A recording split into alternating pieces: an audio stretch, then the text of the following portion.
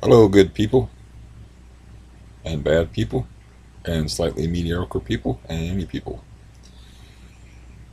Anyways, um, yeah, I made a video a couple of days ago that had maybe like TMI, but uh, recounts a crime and some other stuff maybe shouldn't be on the internet. Like me, I'm pretty open and honest, and I don't really care about all that much about how I'm perceived and whatnot, but you have to protect other people that don't have that point of view.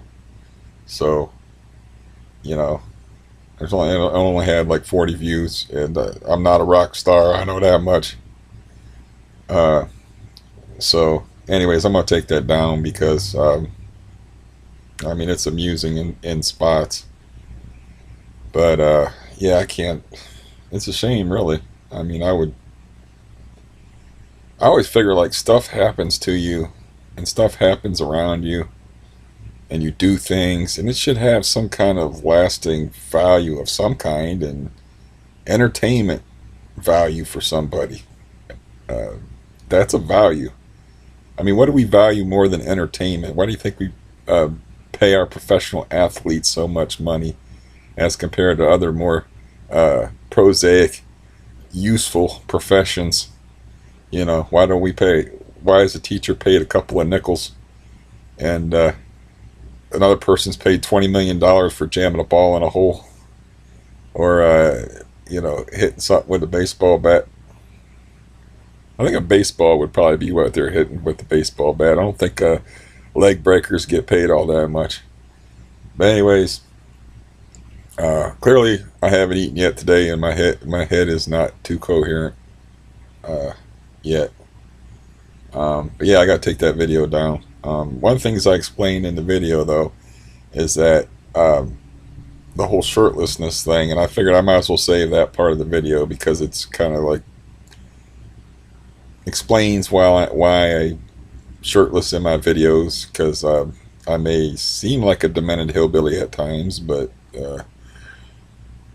mostly I'm a decent person and I don't not an exhibitionist and all that. But anyway, so I got a shirt on and the CRPS symptoms, like you can't see it, but I got a thoracotomy scar right here where they pulled my rib out, and the CRPS symptoms go like in a line, like almost around this scar, which you can't. It's not showing up because what the hell? It's a scar. Y'all seen scars before. And anyways, it goes around like this, and from here down, I pretty much have neuropathy like everywhere, and from here up is like the more normal parts of me. I got some weakness as compared to my right arm and my left arm. Um, I figure I'm like 70 to 75% CRPS and 30 to 25% human. So, anyways, the problem is like I've been starting to have a lot of heart trouble um, the last 4 or 5 years, and where those symptoms start, my heart are like right around here. So if it's moving up and it involves my heart, it might already involve my heart for all I know. And as I've recounted a million times, the heart thing is what started me on the Benzo path. For all you followers of this that have been watching, all you followers, whoever you are, you 20 or 30 people that watch my videos. Um, but anyways, like I was saying, that's why I started on the Benzo thing. Is like just I'm able to feel my own heartbeat, and I could feel my heart missing. And the stress of that, being able to feel your own heartbeat, knowing you have a heart condition, you having, knowing that you have AFib arrhythmia potential. Like I'm not in AFib now, I'm not in it all the time, at least. Um, but knowing that ahead of time and knowing you've been cardioverted they put you to sleep and shock your heart back in rhythm. And then being aware of your heart, knowing that experience or worse is waiting around the corner for you at any time, and then feeling your heart and I can feel my heart like skip beats and stuff, and it was just got to me. And I was like, man, hopefully I can deal with it better than find a better solution than alprazolam or Xanax, because that didn't work out for me. Um, but yeah, usually I'm just sitting in a chair and I'll start to feel my heart beat and I'll be like, uh oh, you know, I'll start to feel anxious. I don't ever want to feel my heartbeat, but I just can. I mean, and it's not that there's all that poetic stuff about feeling your heart beat faster and all that stuff. And if you got a heart condition, you don't want to feel your heart at all. You don't want to feel it. You just don't.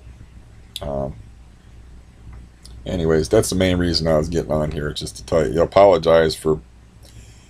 I'm not gonna apologize for making the video, but apologize for pulling it off of there.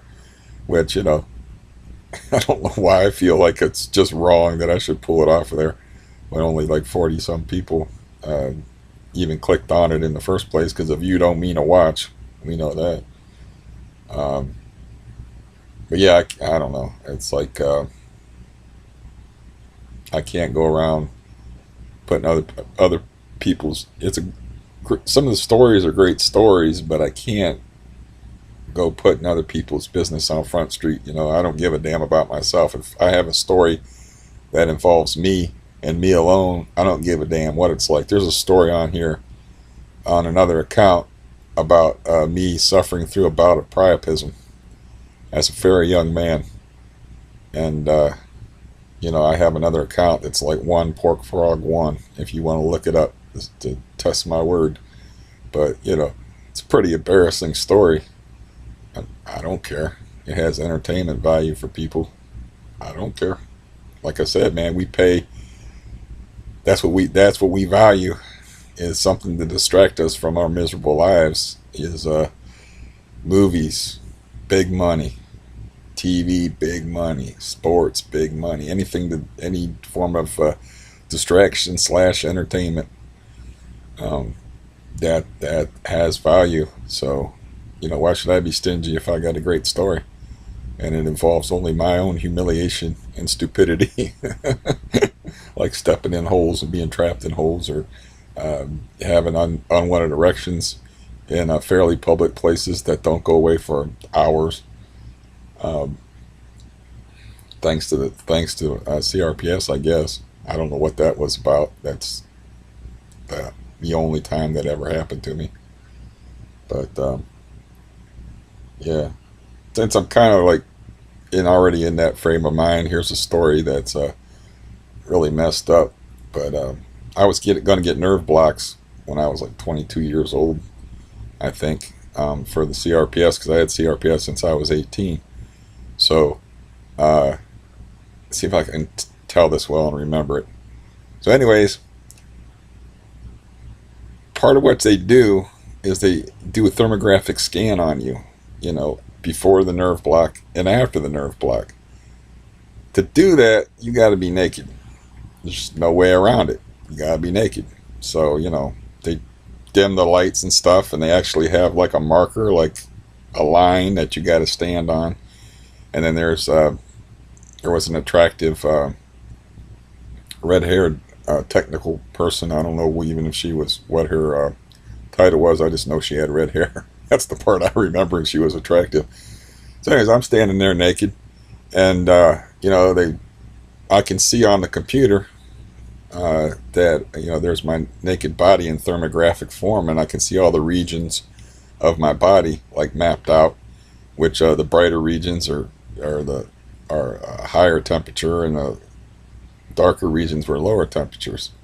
So, you know, I'm looking, and before the nerve blocks, I'm like, well, little Steve in there, you know, he's just kind of like a blue. He's just blue, you know, that particular region of my body. And I was like, I guess that would be normal. I don't know.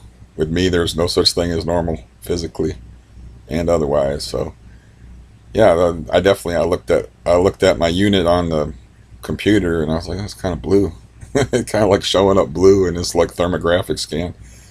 So you know, I've been through things before, so I was like, well, this is another odd experience. I actually have a marker like I'm in a movie where I have to stand, and then they do the thermographic scan, and they dim the lights for modesty's sake, but you still got to see what the hell's going on around you anyway.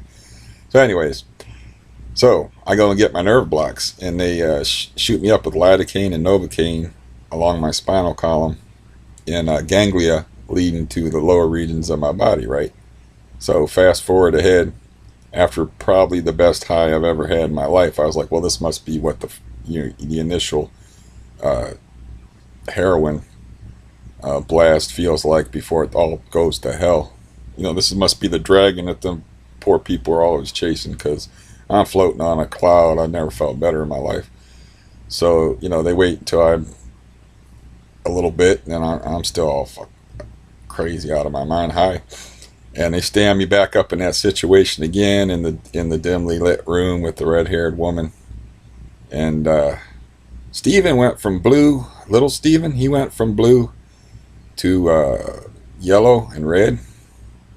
And it was all I could do to keep from getting an erection. I'm high out of my mind. I'm standing there naked. I got an IV pole connected up to me. That was, you know, I'm just holding on to the IV pole, and I'm doing all the tricks that guys got to do, thinking about all kind of unpleasant things to try not to get an erection.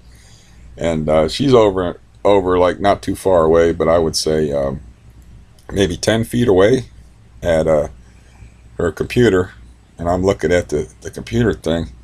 And all I want to do is I want to be a proper, decent human being in this scenario. I don't want to get an erection to this situation is not appropriate. So, but I'm high as hell. This is a fairly gorgeous woman sitting across from me. I'm standing there naked, and I'm 22 years old and nothing but hormones. And I was like, man, I was thinking all these things, and I'm like, oh God, this is, oh man, I was just thinking of whatever, thinking of Brussels sprouts, eating cold Brussels sprouts, or like the other people say, think about dead dogs and your grandma and all that stuff. But for me, I just fought against it. I don't remember even what I thought about to stop it, and it seemed like it took forever standing there. And she's like, "Okay, we're done.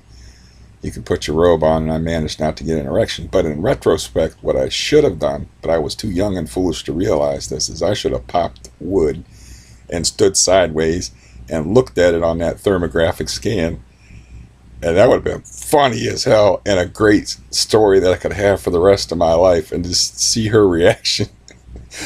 See how she would react to that, and then that would be my only chance to see what a thermographic a thermographic boner would look like. But of course, I'm a decent person, and I didn't do none of that. But in retrospect, I was like, wow, I missed a great opportunity there, man. I fought against an awesome opportunity to have a hilarious, but I'm not built like that. I'm just a modest guy. But that would have been a hilarious anecdote I could have had for the rest of my life.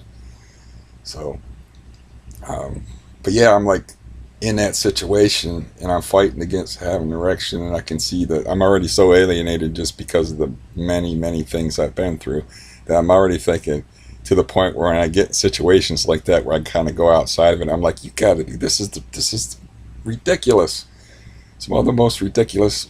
It's like, never could have dreamed up or wrote anything like that in my life. If I was writing a story, I couldn't think of something like that happening. Never would have occurred to me. And the nerve block didn't work.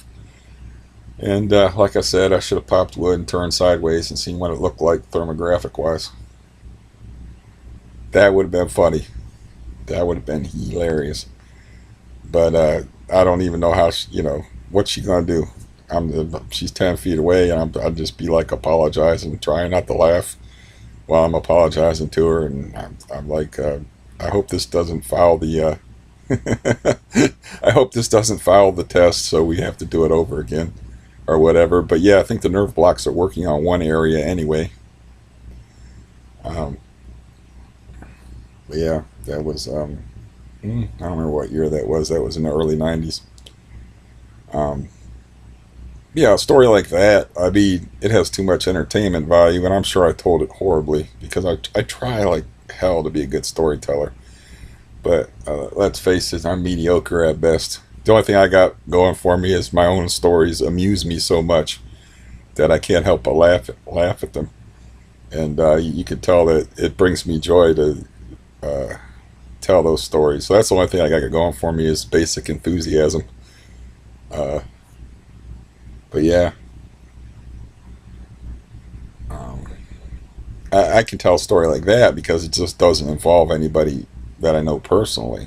You know, I'm putting my face on the internet. I can't be telling crimes that people I know have committed, even though they're humorous crimes. They're still crimes, and I can't get too. You know, I don't care about getting personal, frankly. You know, you're, I don't care about that. You know, um, I'm not a guarded person at all, really. Um, More like a TMI person than a guarded person. And as far as like um, those stories and stuff, I love stories, so I don't know. Yeah, I gotta take that one down. I want to take it down after I get done making this short little thing. As far as my benzo deal, yeah, I had 2 days where I stuck to my quarter taper, and then 2 days where I did not. So, you know, last night I had more personal nonsense that I can't escape this personal drama and nonsense that I don't need in my life from people. So, you know, I just know a lot of people that aren't all that sane.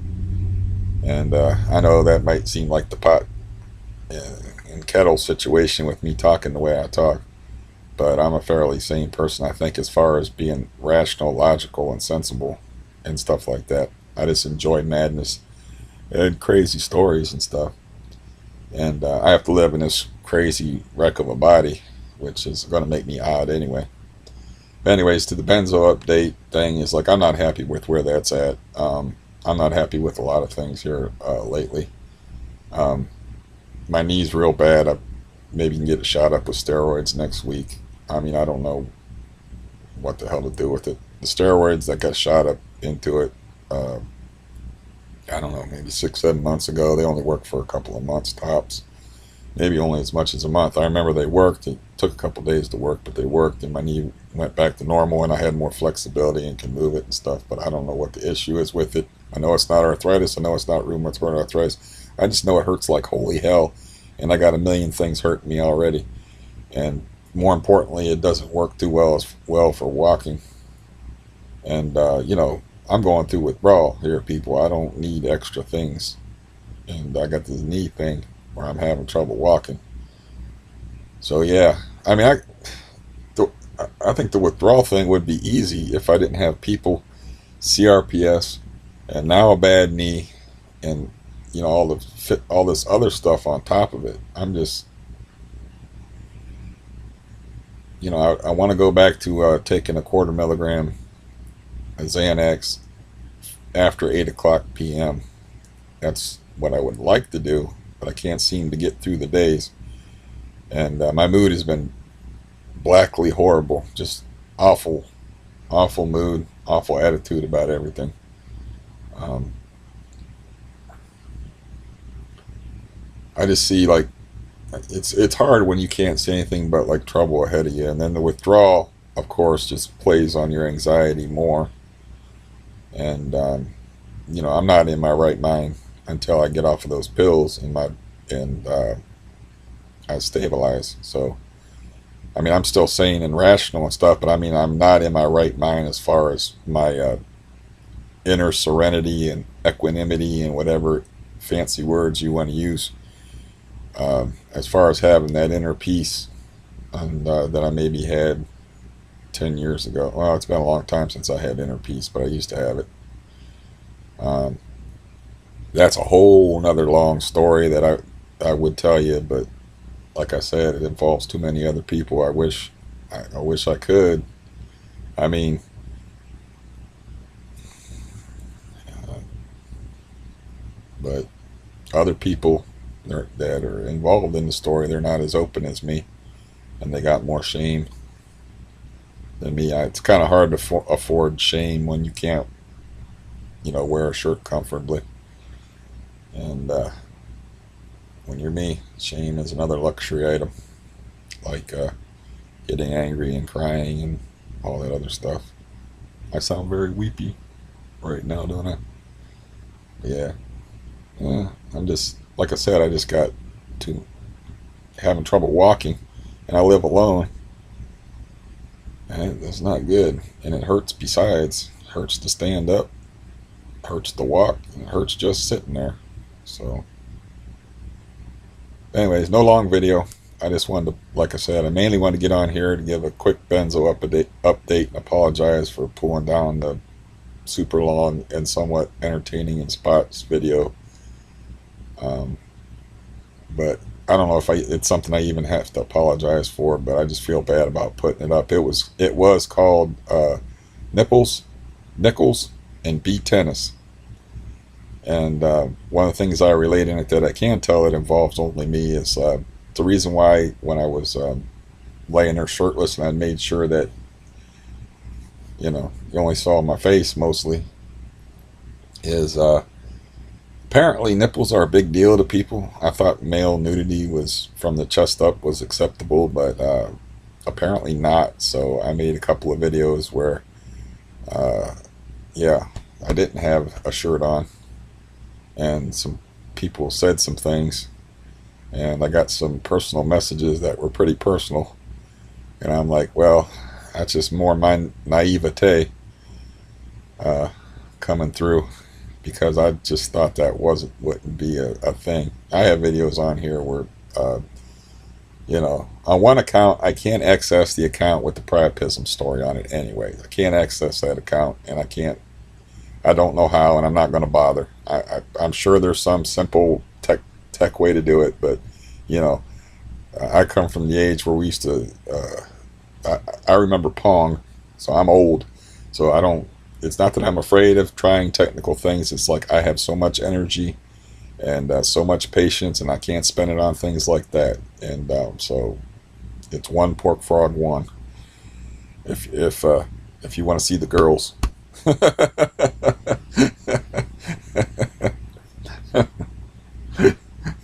I can't.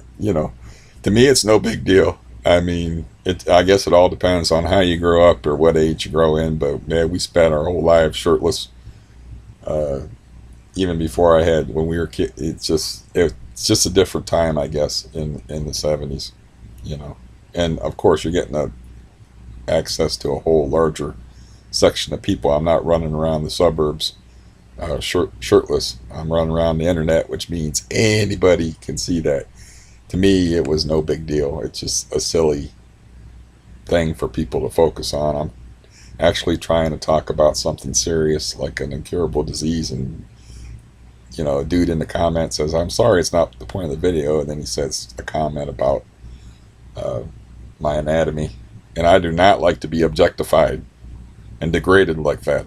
I'm going to say that right now. I understand that I'm a sex object, and I understand my own irresistibility, but please do not objectify me like that. I cannot help it that I look this way, that I'm so damn interesting and attractive. So please, just think of me as a person. Don't think of me as just a body. Oh, jeez. Yeah, I need to eat some food and move around and pretend to be a human being. So, anyways, I hope you all have a good day, and anybody who's watching this got a laugh out of it, because then it's worth my 25 minutes making it.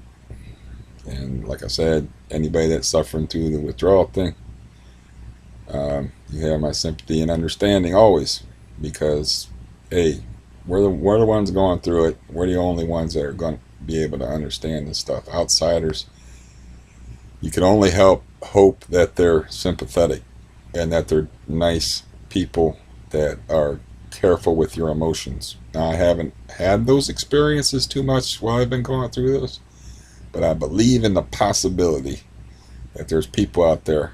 I got one guy that hasn't kicked me when I'm down or gave me bullshit to think about or deal with when I was like this, when I've been like this, you know.